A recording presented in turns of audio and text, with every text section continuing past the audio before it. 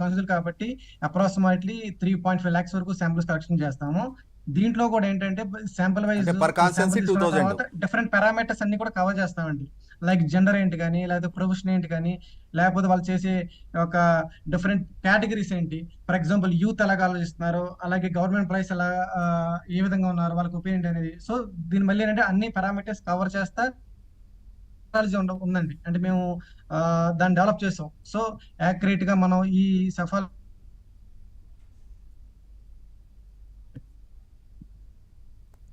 Right. Phanindra గారు వినబడుతుందా? చెప్పండి సార్, వినపడుతుంది సార్. రైట్. అంటే ఇప్పుడు అంటే ఒక విషయం దీంట్లో మీరు శాంపిల్స్ ఇవన్నీ మీరు రాజేష్ గారు అన్నట్టుగా ఏరియా వైజ్గా అంటే కాన్స్టిట్యున్సీ వైజ్గా 2000 శాంపిల్స్ అట్లా తీసుకున్నారా?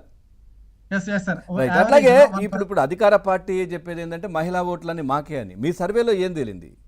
ఎటువైపు ఉన్నారు మహిళలు? యాక్చువల్గా ఏంటంటే మహిళా ఓటింగ్ పూర్తిగా వైఎస్ఆర్సీపీ అనేది అని కాదండి. మహిళా ఓటింగ్ స్పెసిఫిక్ గా తీసుకుంటే మటుకు 50% ఉంది. అలాగే సెకండ్ గవర్నమెంట్ ఎంప్లాయీస్ తీసుకుంటే మటుకు 70% టువర్డ్స్ ఎన్డీ వైపు ఓటింగ్ వేశారండి గవర్నమెంట్ ఎంప్లాయీస్.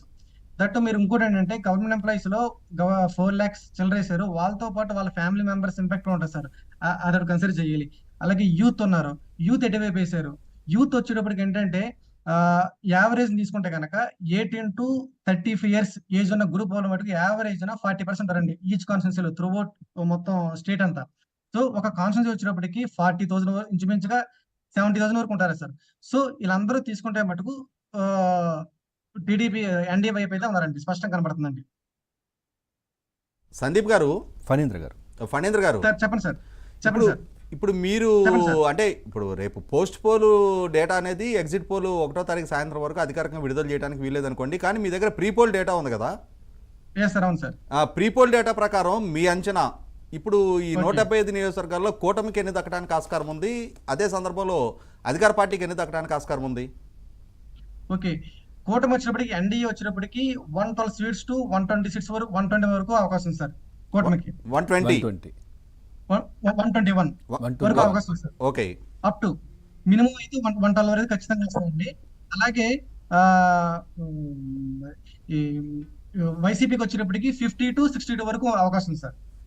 ఓకే, అంటే ఇది ప్రీపోల్ అంచనా.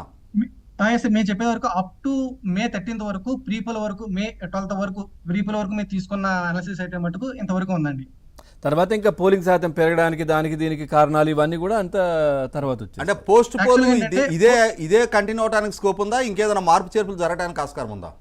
అసలు డెఫినెట్ గా ఆ రోజు May 13th మనం ఓటింగ్ చూస్తే మటుకు ఓవరాల్ గా మార్నింగ్ నుంచి వరకు ఈవినింగ్ వరకు మనం అబ్జర్వ్ చేస్తే మటుకు అదంతా నెగిటివ్ ఓటింగ్ అనే మాకున్న ఫీడ్బ్యాక్ సార్.